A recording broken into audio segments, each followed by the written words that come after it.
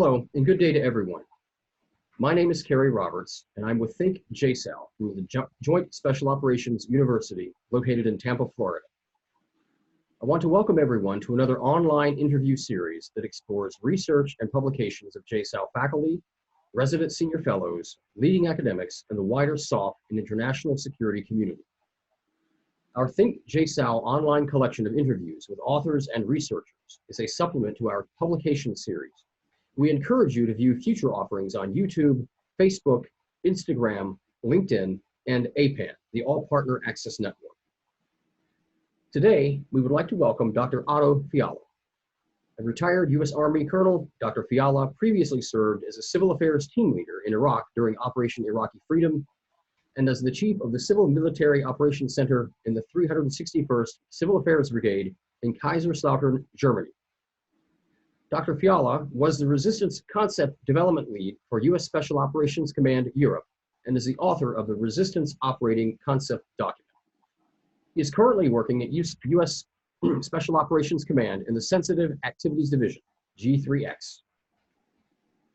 Dr. Fiala, it's an honor to have you with us. Thank you for joining us today. Thank you, Gary. I'm very happy to be here. Thank you very much. Okay, so I've scratched the surface with the introduction about yourself. Just tell us a little more about your experience in the Army and how it positions you to write about national resistance. Well, I've always been interested in conflict, politics, and the military and the overlap. It's what I started studying in college. I went to ROTC, and then I got commissioned in the infantry, and the infantry was interesting enough. I went on active duty over in Germany in 3rd ID. Then after that, I left active service, went to law school, and then I went to the Army Reserve, the Guard, and then back in the Reserve. And then eventually, once I made major in the Maryland Guard, I left the Maryland Guard and joined Army Reserve Civil Affairs. And once I joined Civil Affairs, a brand new world opened up to me about what the Army could do and how it operated. So that was all fascinating. And then that eventually led to my further inquiry into these topics of politics and violence and conflict and how they all came together. And so a bunch of years ago, maybe 2010 or so, I signed up for a PhD program at Reading University in England. And then I studied counterinsurgency. So I studied FM 3-24 and US Army counterinsurgency operations in Iraq. And after I completed those studies and completed my dissertation, this job came along in soccer to work on resistance, just about the same time I graduated. So naturally I leaped on it. They thought that I was a good fit, and that's when I started working on Iraq in the fall of 2016. Okay, so let's talk about the research and the compilation, the publication of the resistance operating concept. You could elaborate on the background of the ROC for us. Sure. Well, it started before I got there. It started in about 2013 with a small team put together by the CG of SOCUR, and they were looking at resistance and what is resistance. Could it be a concept that could be useful in NATO, especially looking east towards Russia? They saw that there were an inadequate amount of conventional forces up over there, and that something else might be able to assist in national defense. So the concept started in 2013. The first workshop occurred in about, I think it was January 2014 in Warsaw. And after that, the next month, in February 2014, was the Russian invasion of Crimea. So suddenly the topic became even hotter. So between the Russian invasion of Georgia in 2008, then the Russian invasion in Crimea in 2014, resistance became much more relevant. And then what happened is that they began doing seminars or conferences, workshops, about every 6 months. And they took them to different capitals in the Baltics, and Sweden, and Poland. And they started developing the concept. So the concept was pretty well developed with resilience and resistance and how this worked by the time I got there in late 2016. What they had put together, though, was from 2 writing workshops in 2016. They put together a document that was approximately 20 to 25 pages long, and it was the original basis for the ROC.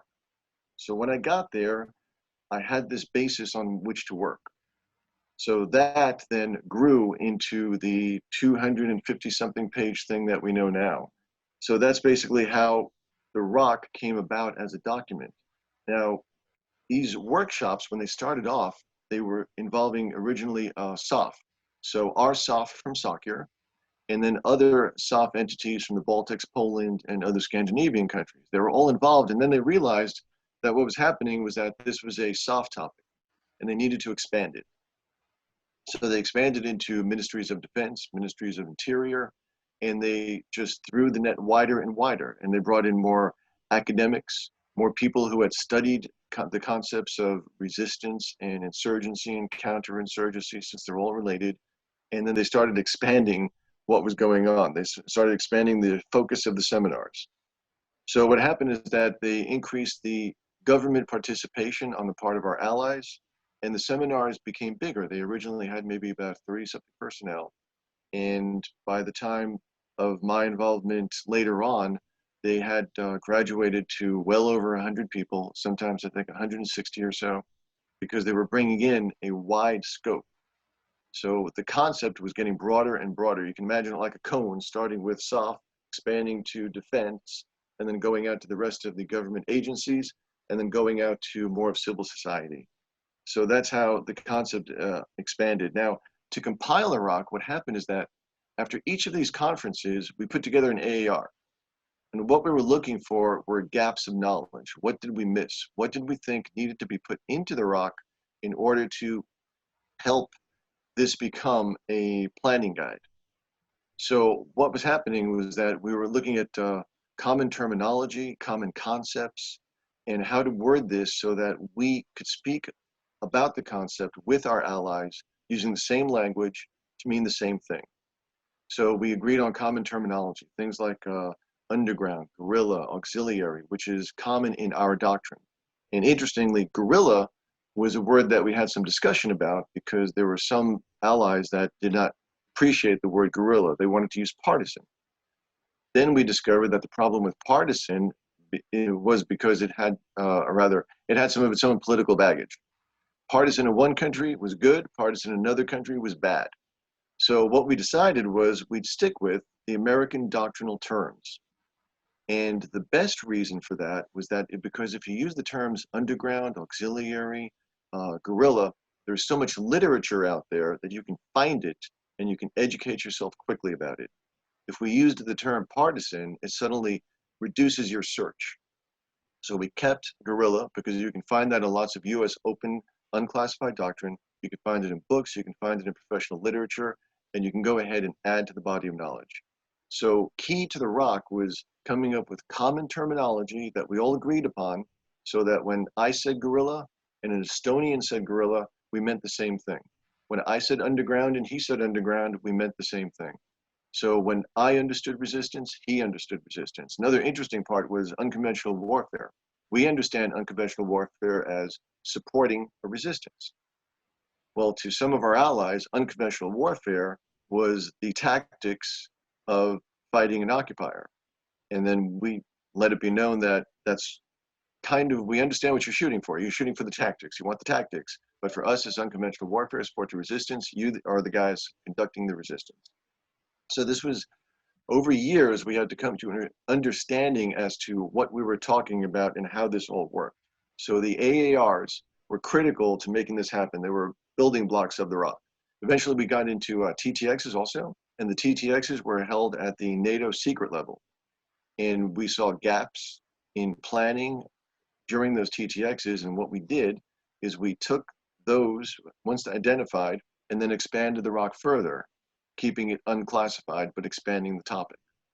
So the rock consistently grew until it got to the point in about 2018 where it didn't need to grow anymore. It had now become a collaborative planning guide that we could use to educate ourselves and that our allies could use to educate themselves. And we were all talking about the same thing.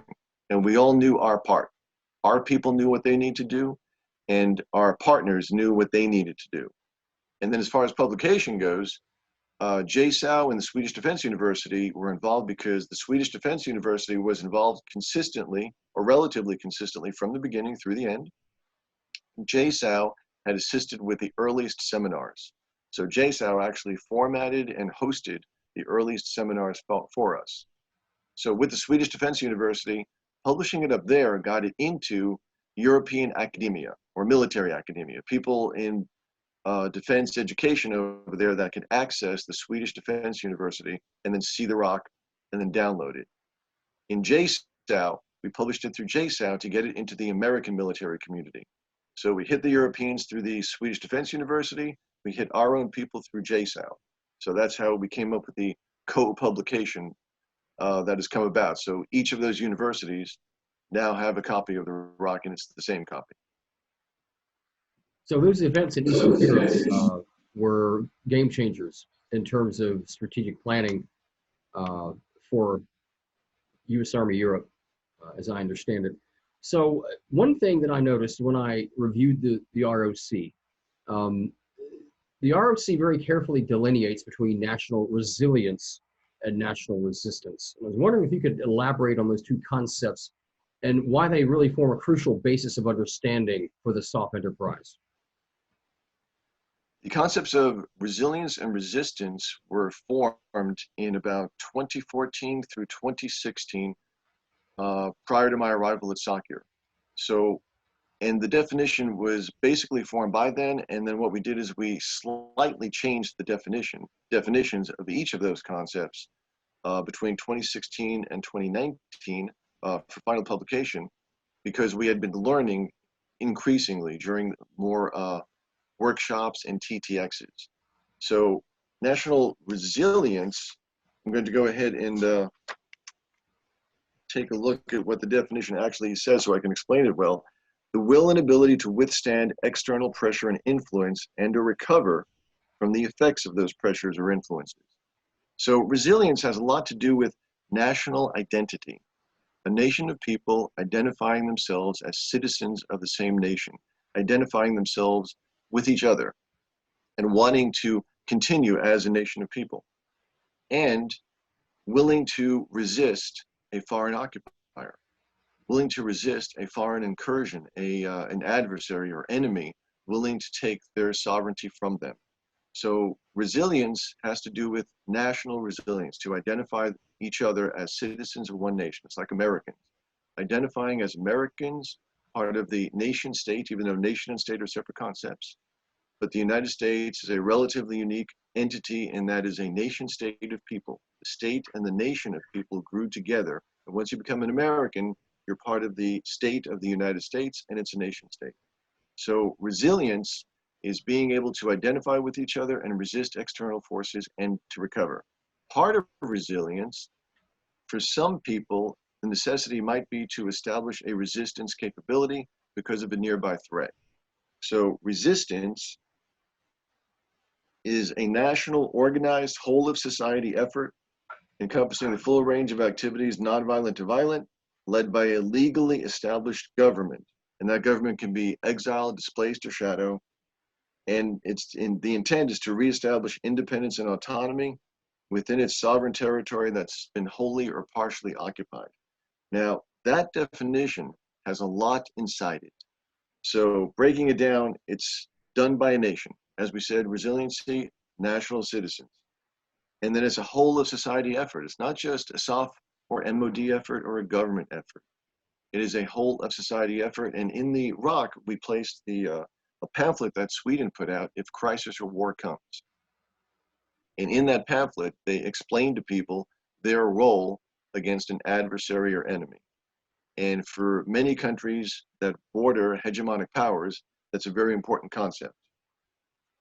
After that, it's encompassing the full range of violent and nonviolent activities. Now, I spoke of guerrillas. Guerrillas can partake in violent activities, very specific targeted activities. Nonviolent activities, there is an appendix in there listing 198 nonviolent activities that the population can partake in. That's important because not everybody is going to partake in violent resistance, nor do you want them to. There is peaceful and passive resistance that many people can partake in. So it's essential that people understand the forms of passive and peaceful resistance that they can partake in against an occupier. After that, led by a legally established government. A legal and policy framework is absolutely critical to success, and it needs to be established early. So a government that organizes a resistance effort as part of its national defense must authorize that effort within a legal framework. So the organization has to be authorized legally so that it can be funded, so that it can recruit people, so that it can buy whatever it needs to buy in the form of equipment and material and store those things. Because we found in other case studies that during the 20th century, that was a problem for many stay behind or resistance activities. So the fact that a nation wants to put together a resistance effort should not be a secret. It should not be a secret from the people. The people should be part of it. Now, some of the details about exactly how they're going to do it and what equipment they're going to use and what equipment or material they have may be classified. That's not necessary for everyone to know. What is important is that the nation will resist and that there is an organized effort, and that if, for example, that country is overrun, that country ought to have an exiled government, because that exiled government maintains the international legitimacy to be the sovereign representative of those people, and it maintains itself as a sovereign representative. So that's why Appendix A is there about legal considerations. In order to maintain legitimacy, and legitimacy is in the minds of the people, you have to have a legal framework so that everybody understands this is not an illegal activity. It is a completely legal, authorized, and supported activity to resist a foreign incursion. So those are the differences between resilience and resistance. Okay. So let's shift gears to an historically based question, shift to a different theater. So for the past 20 years, the SOF enterprise has been engaged in the longest running counterinsurgency campaigns in U.S. history, Iraq and Afghanistan. So historically, did we draw lessons from previous insurgencies? The Philippine insurrection, for example, in 1900, after the Spanish-American War, South Vietnam in the early 1960s. Did we take those historical examples into account before we started planning these modern campaigns in Iraq and Afghanistan? Well, from what I found, and then this goes back to my dissertation also when I studied counterinsurgency, in order to study counterinsurgency, you have to study insurgency, because you don't know what you're countering unless you understand what it is that you're countering. You have to understand insurgency and what it is. And what I found is that all of this is completely contextual. You cannot have a cookie cutter solution. There is no way to have a simple tool to apply and call it counterinsurgency and then hope to win. So in the Philippines is an interesting situation during the Philippine insurrection because, again, with the context, the United States had the Spanish-American War, and part of the after effect was that the United States gained sovereignty over Cuba and the Philippines. Well, the Philippines already had an insurrection against the Spaniards, and they wanted independence. Then the United States then steps into that situation with Philippines who want independence. The outcome of that was that the leader of the independence movement became the next president, and the US and the Philippines lived together relatively amicably for the next several decades. So that was a good situation, but again, it relied on the personality of the Philippine leader, and it relied on some accession by the United States. And again, it goes into the information environment. The opponent did not have the luxury of getting into the US domestic information environment as much as the Vietnamese communists did decades later. So these things can be very complex and very contextual. Then in Vietnam, what happened is that the United States put itself in the place of the French. The French had just pulled out, and so the context was already set. And when you take over a context like that, it's like taking over a foxhole and then discovering that it's too shallow and facing the wrong way. So you're in the foxhole, and now you need to figure out what to do and how to go ahead and defeat your enemy. And in Vietnam, it was complicated enough. There were some successes regarding civil affairs type activities. And you can argue that by about 1968, 69, the United States had won, but then surrendered to victory later. But the key to understanding Vietnam is that there was already a situation going on there. We stepped into the situation, and it took us years to understand the elements of that situation. and how they interplayed with each other. And only years later, after suffering many deaths, did we understand how to go ahead and come to a win, which occurred in about 1968 and then was surrendered later. So those things did play into understanding insurgency and counterinsurgency and my personal understanding of how to approach this. So to me, the key word was always context. So that historical and cultural context, in other words, is crucial in each historical example. So on that note, do you think that the campaigns in Iraq and Afghanistan, do they alter our notions or challenge our notions of national resistance? What we should learn is the difficulty of an exogenous force, such as the US Army stepping into a foreign land and then convincing them that we know best for them. It's not that we don't want something good for them, we do want something good for them, but you're stepping into an area where there are a lot of forces on the ground already vying for power. So I know Iraq much better than Afghanistan because Iraq provided 3 of my case studies for my dissertation. In Iraq, what occurred is that after we pushed out Saddam, after the fall of Saddam Hussein, we unleashed decades of tribal conflict and centuries of sectarian conflict between Sunni and Shia. It was an extraordinarily complex situation. And we went in there with the best of intentions, believing that if we helped them set up a system to have nationwide and local elections and participatory government, that they could work with each other, work out their problems peacefully, and then carry on as a free democracy towards prosperity. But that's not what happened.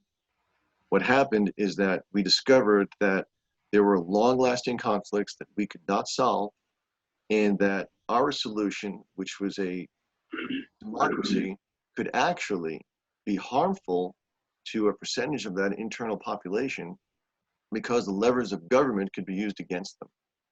And it took us a while to understand that also. So if the Ministry of Interior of Iraq is populated by Shia, then the Shia can then be used against the Sunni if sectarian conflicts remain.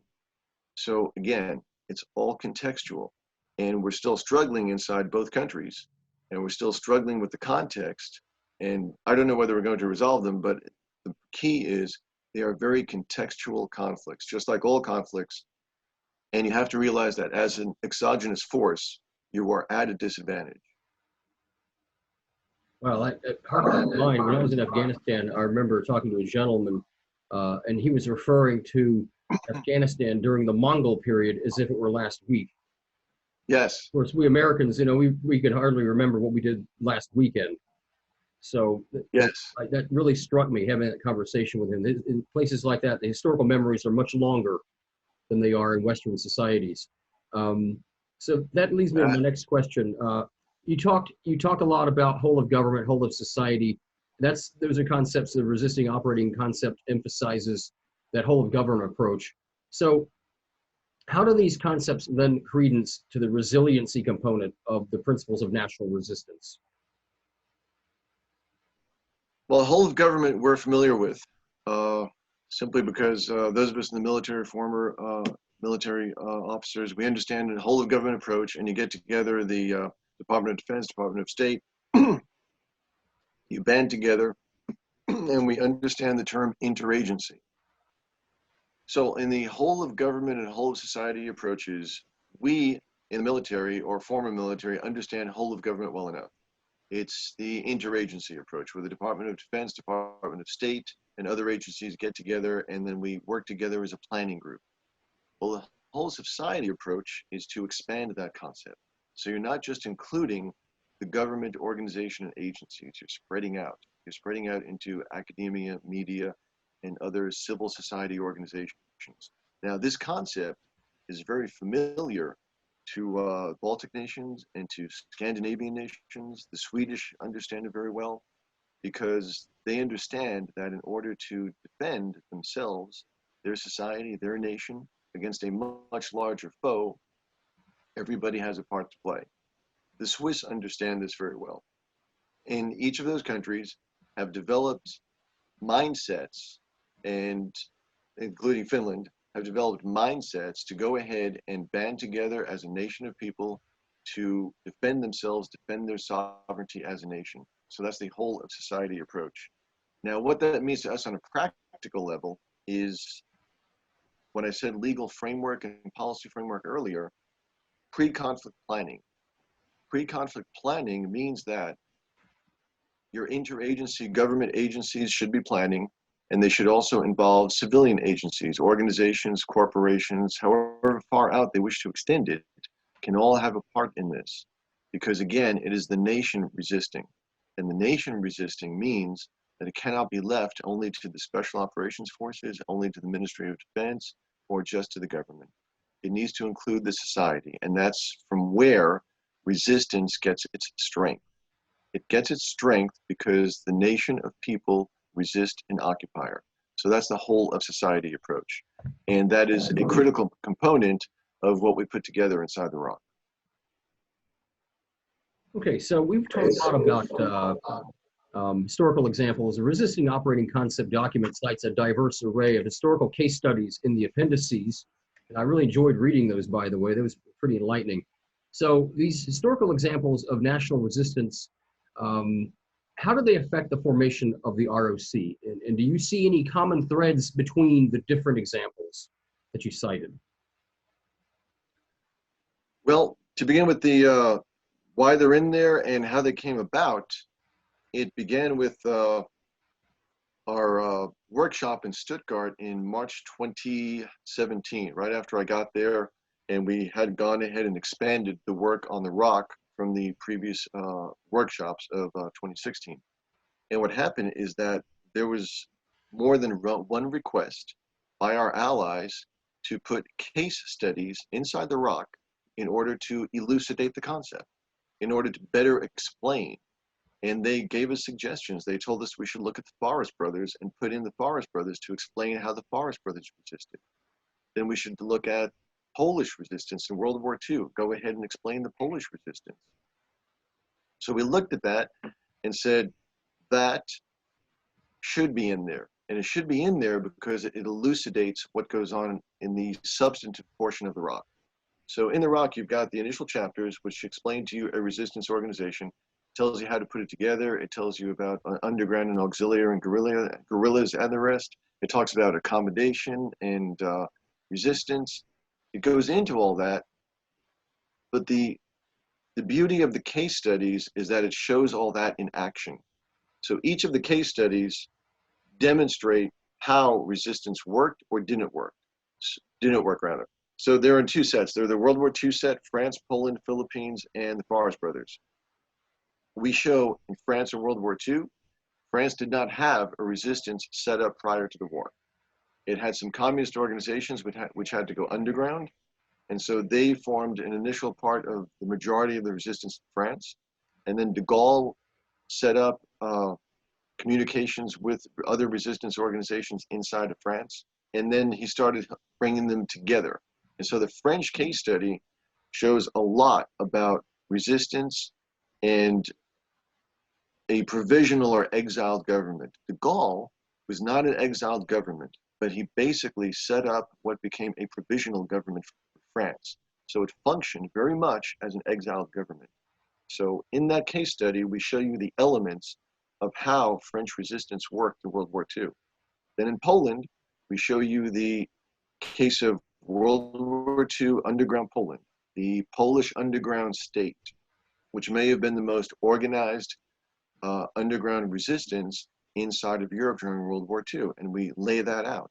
Then we talk about Philippines in World War II also, and what's interesting is that the Philippines, because the United States had sovereignty over the Philippines, the United States actually engaged in resistance in its territory, which was the Philippines in World War II. So that is also an interesting case study. Then the Forest Brothers and what they went through until about 1953, initially against the Germans and then later against the Soviets. The common thread that we found in these case studies, along with other case studies, was that a resistance, to be successful, must have outside support. If it does not have that outside support, it will fail. So in France, the resistance that won was the de Gaulle supported network. The communists were put aside when he convinced the Allies to march into Paris. In Poland, there were two resistances. One was Western-oriented, and a smaller one was Soviet-oriented. The one that won was the Soviet one, because the Soviets took over Poland, and the Western-oriented resistance did not get adequate support from the West.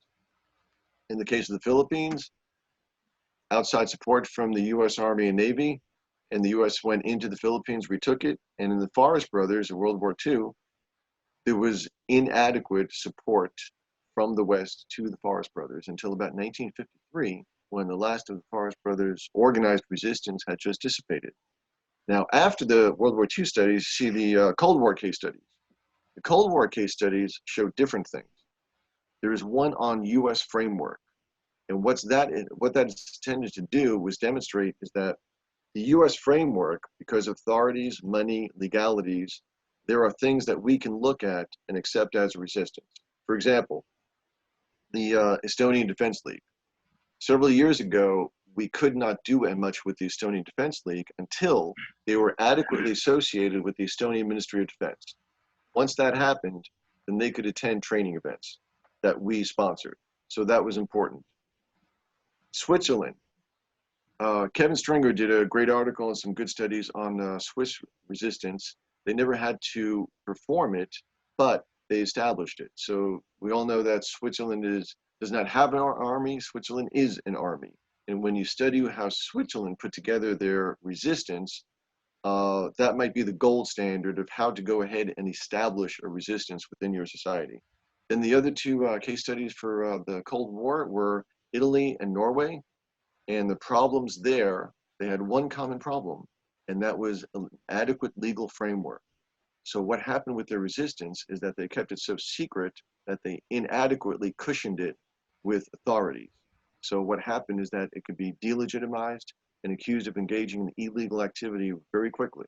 So that's why we were always explaining to our partners in this that we always had to have a legal and policy framework. This cannot be hidden. There are some things that need to be secret, but the organization must have a legal and policy framework. So for World War II, outside support is critical.